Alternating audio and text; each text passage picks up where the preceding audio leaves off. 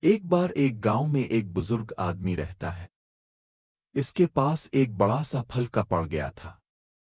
ہمیں پیٹ پر بہت ہی میٹھا پھل لگاتا ہے۔ ایک دن ایک لڑکا ہم گاؤں میں آیا۔ اس نے بزرگ آدمی سے کہا، مجھے اپنے پڑ کا پھل کھانا ہے۔ بزرگ آدمی نے کہا، بیٹا یہ پیڑ میرے باپ کا تھا، میں یہ پیڑ کا پھل صرف اسے کھلتا ہوں جو اس کا حقدار ہے۔ لڑکا نہ کہنا، میں اس کا حقدار کیسے بن سکتا ہوں؟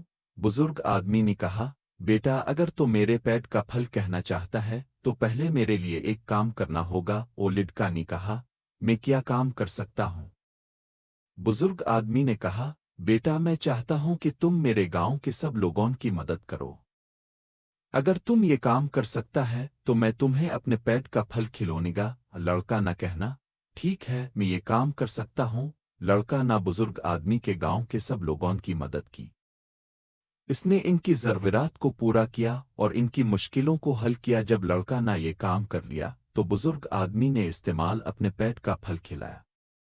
لڑکا نہ پھل کیا اور اس نے بزرگ آدمی کو دھنیہ واد دیا۔ بزرگ آدمی نے کہا، بیٹا تم میرے پیٹ کا پھل کیا ہے لیکن تم نے میرے گاؤں کے لوگوں کی مدد کر کے ایک بڑا کام کیا ہے۔ تم نے ان کی ضرورتوں کو پورا کیا اور ان کی مشکلوں کو حل کیا۔ اور لڑکا نہ کہنا، میں یہ کام صرف اپنے فائدے کے لیے کیا تھا۔ بزرگ آدمی نے کہا، بیٹا تم نے یہ کام اپنے فائدے کے لیے کیا تھا لیکن تم نے میرے گاؤں کے لوگوں کی مدد کرنا ایک بڑا کام کیا ہے۔